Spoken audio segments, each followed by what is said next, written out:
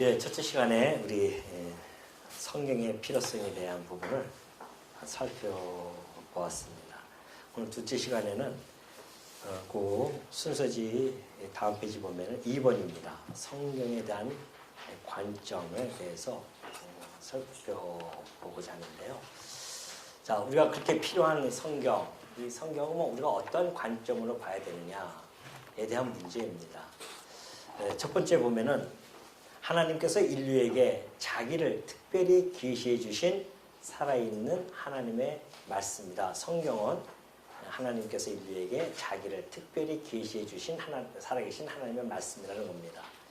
아까 첫째 시간에 말씀드렸듯이 우주 만물을 통해서 보여주신 것은 자연 계시라고도 하고요.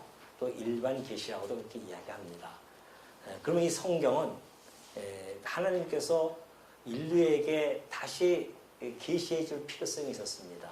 인간이 타락하여 마음이 어두워졌고 지각도 둔화해졌기 때문에 하나님을 도저히 알 수가 없게 되어졌죠.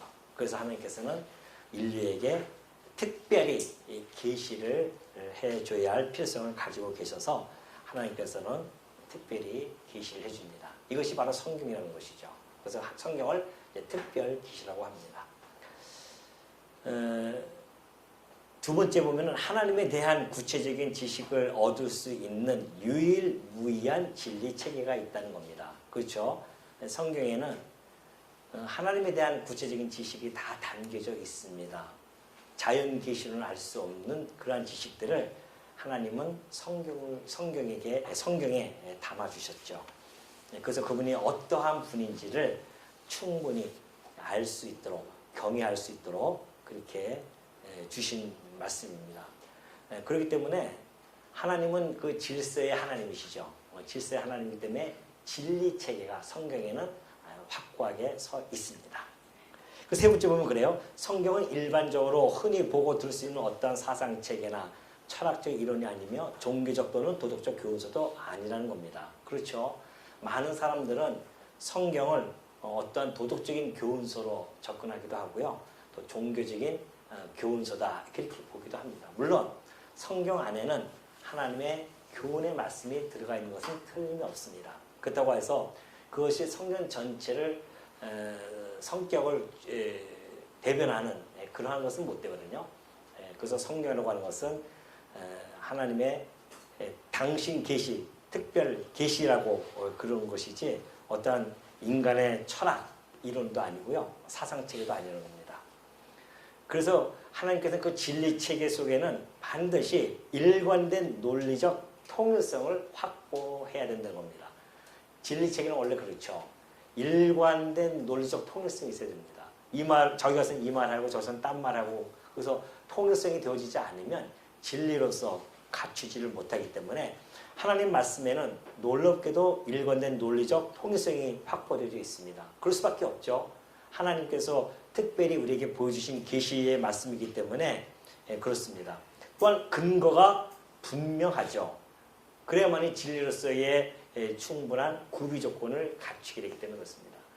우리가 어떠한 논문을 쓸 때에 자기의 그런 이론을 자기의 주장을 논증해 갈 거 아닙니까?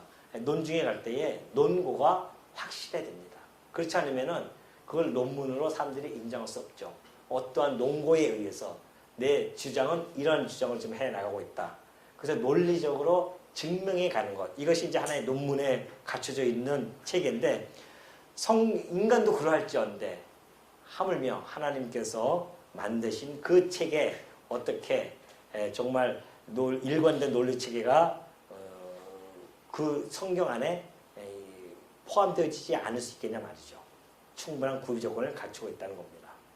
그래서 성경은 하나님의 사역과 속성에 대한 계시를 통하여서 하나님의 존재를 확증해 준다는 겁니다. 사역이라고 하는 것은 하나님의 언약과 그리고 그 언약을 이루어 나가시는 성취에 대한 부분이죠.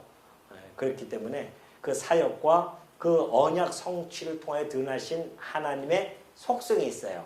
그 속성에 대한 계시를 하나님이 보여줘서 결국은 하나님이 살아계심에 대한 확증을 해 주시는 겁니다.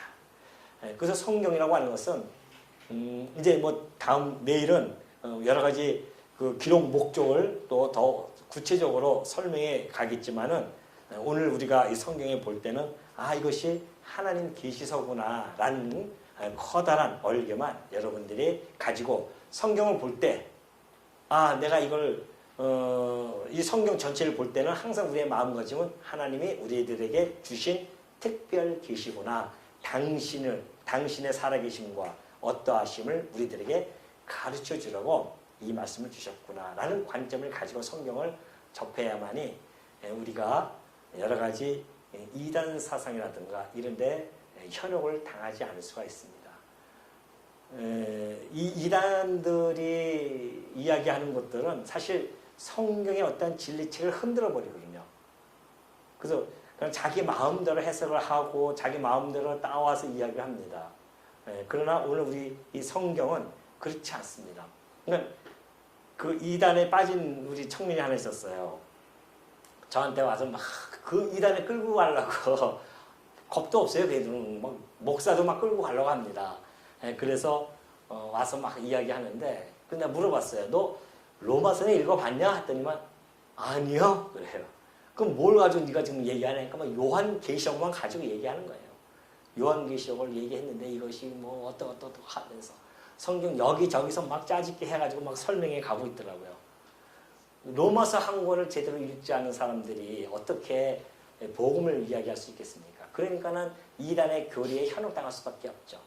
거기 이단 교리들은 이렇게 짜여져 있어요. 그래서 거기에만 딱 열심히 연구하면 뭐 성경에 대해서 다 아는 것 같죠.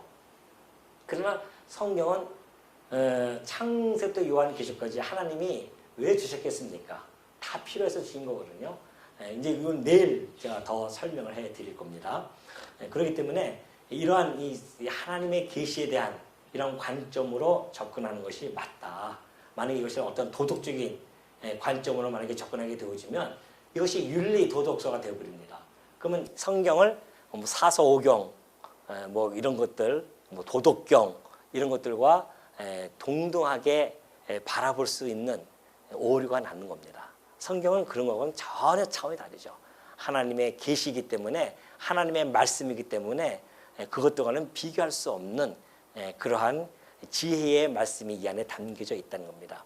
그래서 우리가 항상 성경을 볼 때는 계시적인 관점이다.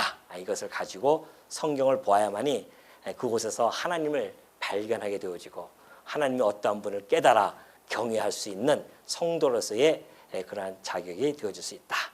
자, 그러면 3번에 보면요. 이제 성경 기록 기관과 기자들 그리고 원저자에 대해서 한번 살펴보도록 하겠습니다. 자, 성경 출애굽기 17장 14절입니다. 여기 앞에 있죠. 한번 볼까요? 출애굽기 17장 14절에 보면은 여호와께서 모세에게 이르시되 이것을 책에 기록하여 기념하게 하고 여호수아의 귀에 외워 들리라. 내가 아말렉을 없이 하여 천하에서 기억도 못하게 하리라. 그렇게 되어 있어요. 자, 그러면 보겠습니다.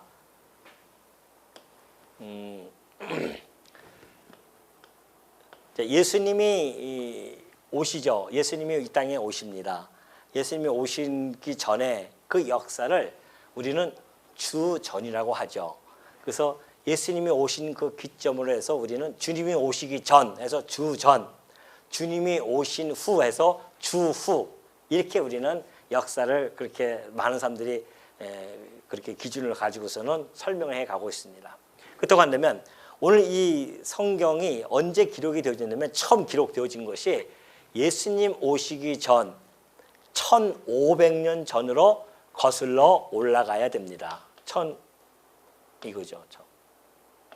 1500년. 예수님 오시기 전 1500년 전에 모세라고 하는 사람이 있습니다. 하나님께서 모세를 불러요. 여러분 너무나 잘 알고 있는 인물이죠. 이스라엘 백성을 출애굽시킨 그러한 자입니다. 그런 모세를 하나님이 부르셔요. 그리고 이렇게 지금 출애굽기 17장 14절 말씀처럼 이렇게 이르십니다. 모세야, 이것을 책에 기록하여 기념하게 하라 합니다. 뭘요? 아말렉을 없이하여 천하에서 기억도 못하게 내가 할 것이니까.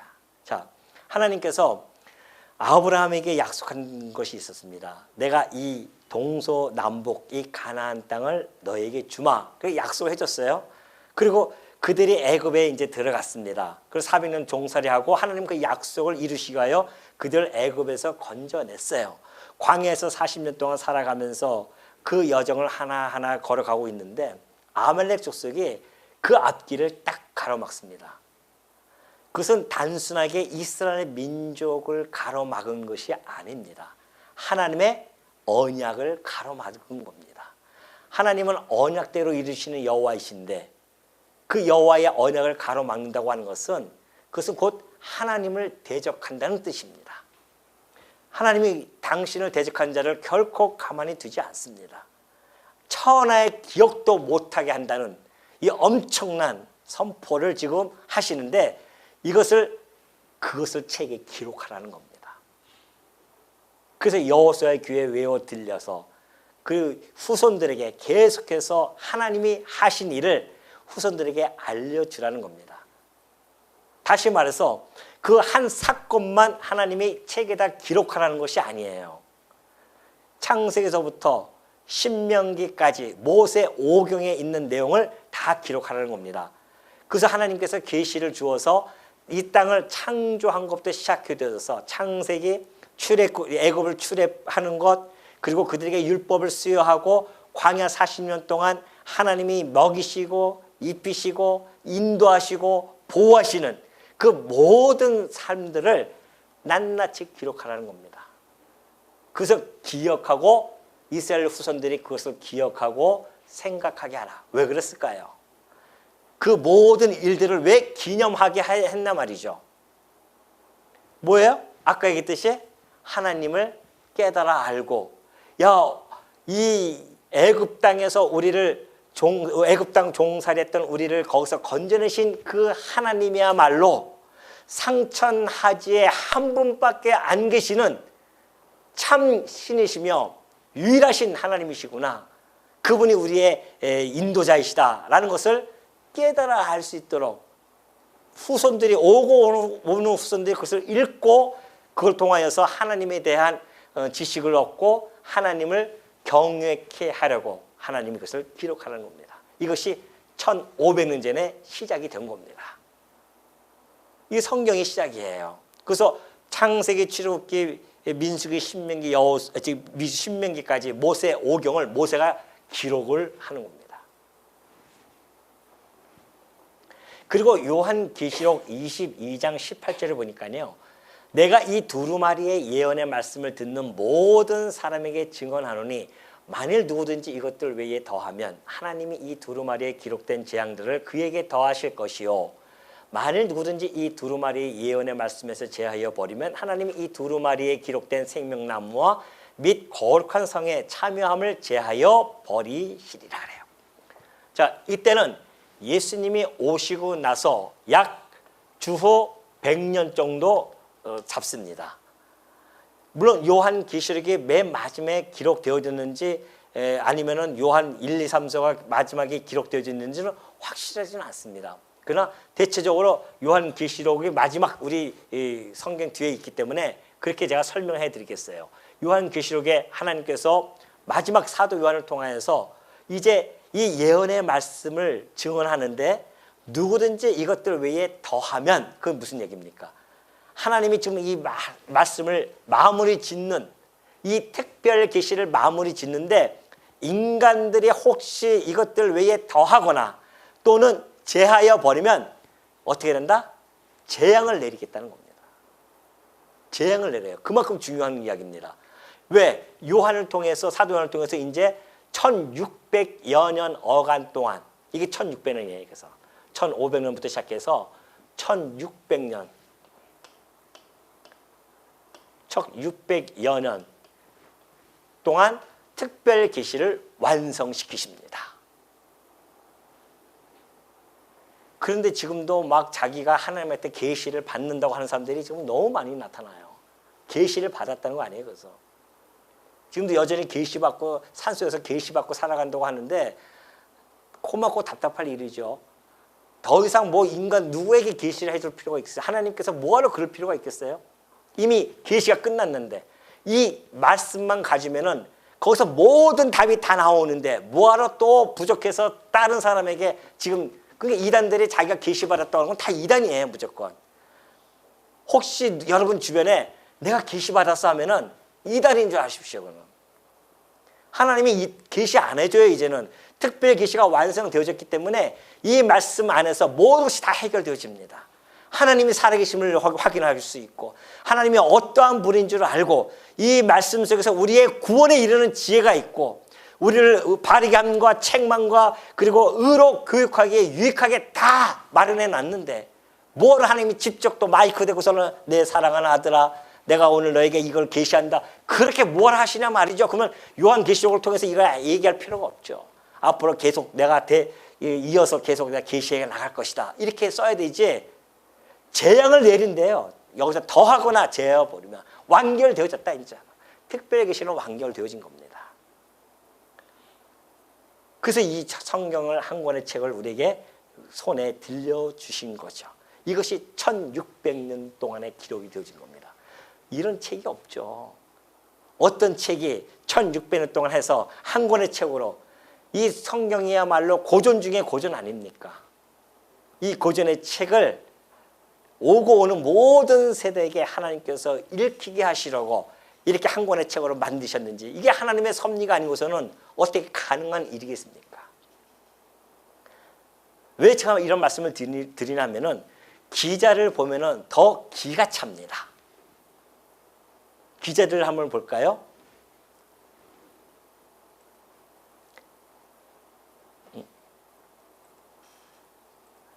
자, 베드로후서 3장 2절 한번 보십시오.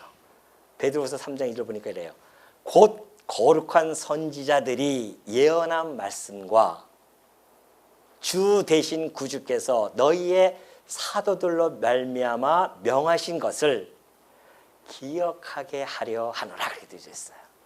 자, 무슨 말입니까? 베드로가 뭐라고 얘기했냐면은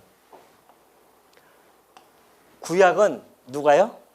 선지자들입니다. 선지자들 하나님이 불러요. 선지자는 하나님이 특별히 부르신 자들이에요. 불러서 그 입술을 통하여서 하나님의 뜻을 전달시키는 자들을 선지자라고 합니다. 그 선지자들을 하나님이 불러서 구약 성경에는 약 31명 정도가 동원됩니다. 그래서 구약을 기록하게 해요. 1500년 동안 물론 여기서는 이제 400년 전에 말라기서가 마지막으로 해서 400년 동안 하나님께서 가만히 이제 그 소위 뭐 신학에서는 이제 그걸 침묵기라고 이렇게 하는데 그러나 거기서도 여전히 하나님의 예언의 말씀이 이루어지고 있었죠. 자, 이 선지자들 그리고 신약 성경은 약 한 9명 정도가 기록을 하게 되어지는데요. 그래서 총 40여 명이 기록되어집니다. 이들은 누구냐면은 사도들이에요.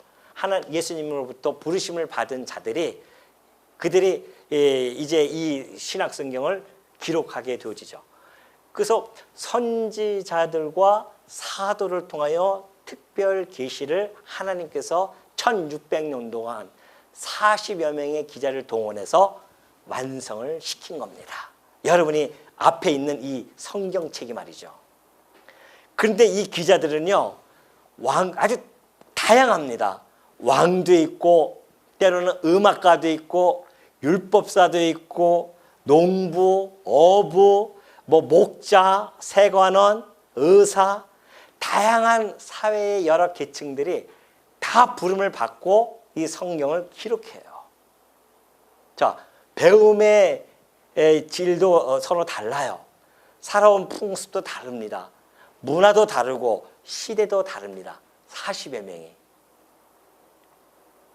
그런데 놀랍게도 1600년 동안 40명이 시대마다 하나님께 부름을 받아서 기록을 했는데 어떻게 이 책에서 놀랍게도 일관된 논리적 통일성이 확보가 되어질 수 있겠냐 말이죠. 이게 가능한 일입니까 이게? 제가 지난번에 말씀드렸지만 우리 일주일 동안 흩어져서 각자가 한번 뭐 써가지고 한 A4 용지 한 장에다 써가지고 다 모여서 한번 보시라니까요. 통일성은커녕 두 사람도 똑같은 내용이 아마 없을 겁니다. 그런데 놀랍게도 1600년이에요. 살아왔던 시대와 풍습과 문화가 다 달라요. 그런데 어떻게 이렇게 통일성 있는 하나의 주제를 향해서 다 집약이 되어질 수 있냐 말이죠. 집약이 되어졌어요. 하나의 단일 주제를 향해서 기록이 되어졌단 말입니다. 그리고 통일성이 확보되어졌고.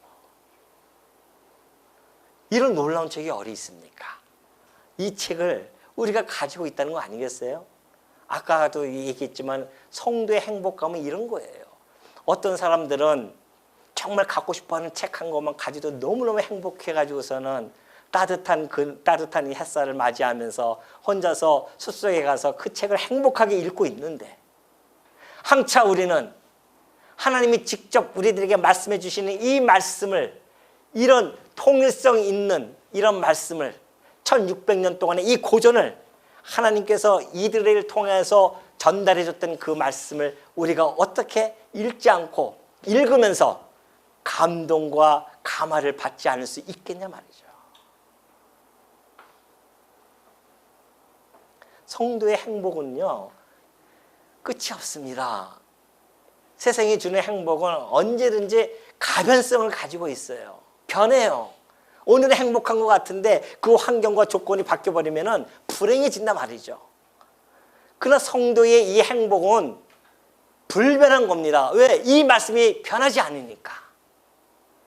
이 진리의 말씀은 불변해요. 그러니까 우리는 그 행복도 여전히 불변하지 않는 행복을 가지고 있음에도 불구하고 그것을 누리지 못한다고 한다면 성도로서의 안타까움이 있는 거죠.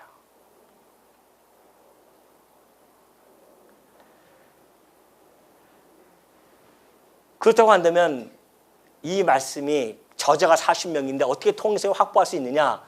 그럼 우리가 한번 의심을 해볼 수가 있잖아요. 그럼 혹시 다른 저자가 있는가? 이거 한 사람이 이걸 기록해야지 가능한 일인데, 그러잖아요. 한 사람이 기록해야 이 통일성을 확보하지 40명이 시대마다 다른데 어떻게 통일성이 확보될 수 있을까?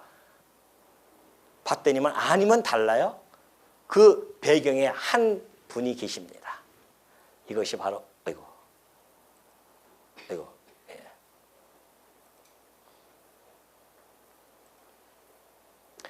이것이 곧 베드로후서 3장 2절에 디모데후서 3장 6절의 말씀이에요. 모든 성경은 그래요. 자, 이 모든 성경은 어떻게 됐다고요? 예, 하나님의 감동으로 된 것입니다. 그래서 교훈과 책망과 바르게 함과 의로 교육하기에 유익한 거예요. 하나님의 감동으로 되었어요. 이 바울만 이렇게 이야기한 것이 아닙니다. 베드로도 거기에 함께 같은 사상을 가지고 이렇게 기록합니다. 베드로후서 1장 21절을 보니까 예언은 언제든지 사람의 뜻으로 낸 것이 아니요 오직 성령의 감동하심을 받은 사람들이 하나님께 받아 말한 것이다. 선지자들이요 예언을 할 때에 이 성경을 할 때에 자기의 뜻으로 낸 것이 아닙니다. 성령의 감동을 받아요. 그래서 하나님께 받아서 말한 것뿐입니다. 그러니까 그래서 우리가 이게 하나님의 말씀이라고 하죠. 그래서 제가 성경을 봉독할 때는 하나님의 말씀 이렇게 여러분들에게 말씀을 드리는 이유가 거기에 있습니다. 이게 하나님의 말씀입니다. 로마서 하면은 이것이 바울이 써본 것 같아도 바울의 그 이면에는 누가 계셔요? 성령 하나님. 이 성령 하나님께서 바울을 감동시키셔서 그 로마서부터 시작해서 모든 서신서를 기록하게 하시고 선지서 이 모세를 불러서 감동을 줘가지고서는 그가 무슨 창세기의 내용을 어떻게 알 수 있어요? 하나님이 창조했던 그 사역을 어떻게 아냐 말이죠. 뭐 저기서부터 들려오는 구전, 메소포타미아 지역에 있었던 그런 거기서 나온 그런 뭐 구전들 그걸 모세가 듣고 썼다고도 이야기하는 자들이 있는데 그 자유주의 신학자들이 그렇게 이야기합니다. 천만의 말씀입니다. 그들이 그 이방 나라에서의 그 창조의 그런 그 설화들은 너무 조잡해요. 제가 창세기 처음 시작할 때 여러분 다 말씀드렸잖아요. 얼마나 조잡한지 모릅니다. 그러나 우리 창세기 말씀은 얼마나 명쾌하고 선명하게 나타나는지 모릅니다. 하나님이 천지를 창조하시니라. 빛이 있으라 하시매 빛이 있었고 쫙 뻗어나가잖아요. 그 모세가 어떻게 합니까? 봤어요? 모세는 성령의 감동을 받은 겁니다. 하나님의 감동을 받아서 오고 오는 후대들에게 너희들이 섬겨야 할 하나님은 이 창조 사역을 하신 그 하나님이시다. 창조하신 그 피조물을 섬기지 말고 그 피조물을 만드신 하나님만을 너희들이 섬기고 경외해야 된다. 이것을 가르쳐 주려고 창조 사역을 통하여 다 보여줬단 말이죠. 그러니까 우리는 창조 사역을 보면서 하나님의 전능하심에 대해서 아는 겁니다. 아까 얘기했죠. 하나님의 속성에 대해서 우리는 거기서 발견한 거예요. 야, 우리 하나님은 못하실 것이 없는 전능자이시구나. 아무것도 없는 곳에서 이 엄청난 것들을 만드시는. 지난 시간에 우리 동물 세계를 갖다 하나님이 만드셨는데 몇 종이라고요? 자그마치 175만 종이나 되는 각기 종류대로 하나님이 다 창조를 하셨단 말입니다.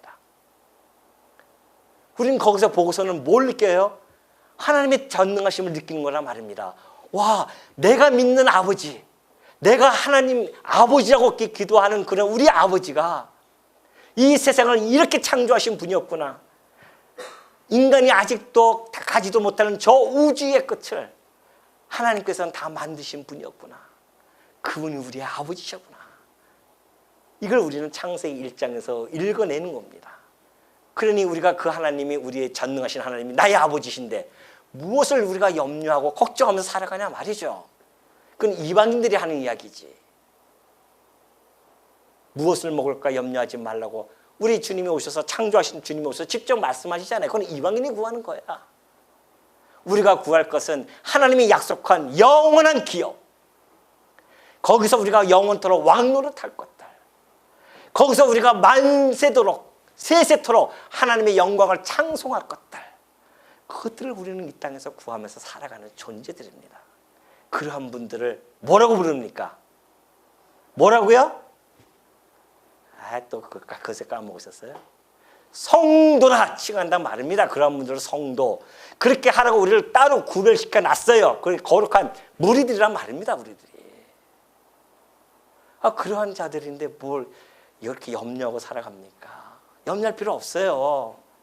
지금까지 우리의 필요를 채워주시면서 끌고 오신 하나님께서 앞으로도 우리의 필요를 채워주시면서 우리를 끌고 가실 분이십니다.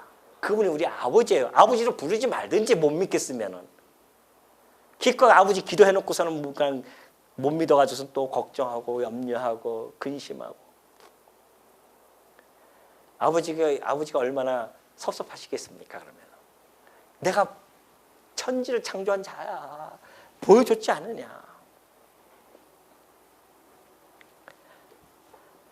하나님의 이 성령 하나님께서 이 선제를 부르고 이 사도들을 불러서 당신 하나님이 살아계심과 하나님이 어떠한 분인지를 이 성경을 통하여 다 구체적으로 낱낱이 가르쳐 주어서 오늘 성경을 읽는 여러분과 제가 그 하나님만을 경외하면서 살아갈 수 있도록 주신 거란 말입니다.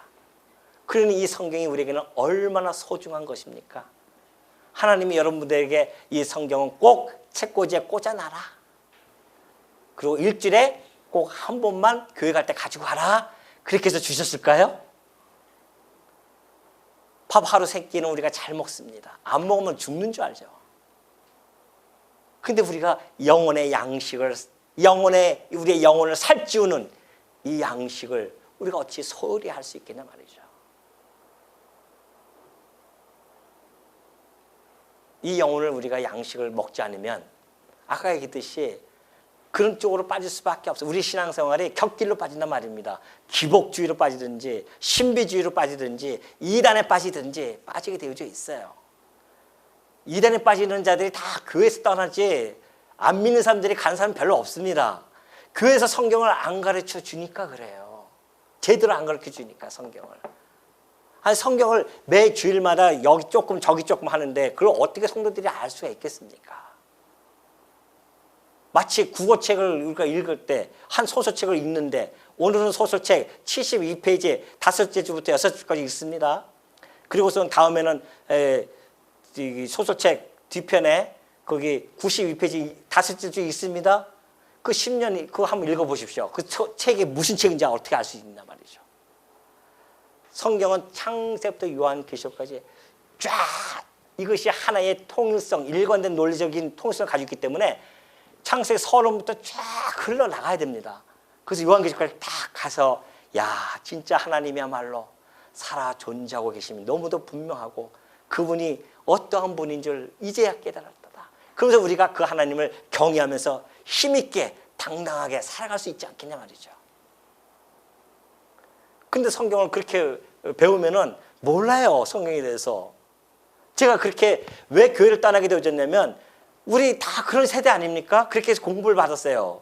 주일에 가면은 어저께 지난주에 한 거하고 연결이 안 돼요. 여기서 조금 그러니까 도덕 설교가 되어질 수밖에 없는 거죠. 이렇게 살아야 됩니다. 우리가.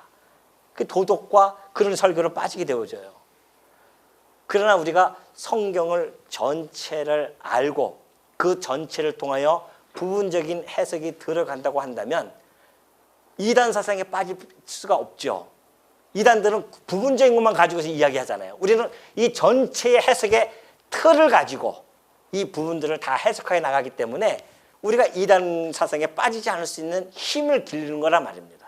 그래야 우리가 빠지지 않지, 안 그러면 빠져나갈 수밖에 없어요. 성경은 부분적으로 공부하시면 안 됩니다. 하나님이 66권을 그냥 주신 것이 아니에요. 창조로부터 시작해서 마지막 종말까지 다 이 모든 과정을 우리가 성경을 통해서 알아야만이 정말 우리가 믿는 신앙이 어떠한 것이며 우리가 무엇을 지켜야 되며 이 세상에서 어떻게 살아야 되는지 이것이 이 말씀을 통하여 우리에게 확고히 주어지는 겁니다. 그러니 여러분들 이 성경이 우리에게는 너무너무 필요하지 않겠어요? 하나님께서 왜 이 성경을 주셨냐 말이죠. 그 성경을 주신 목적 그리고 그 성경은 어떠한 구조 속에서 어떤 해석의 기본 원리를 가지고 성경을 봐야 되는지 이것이 바로 내일 시작합니다.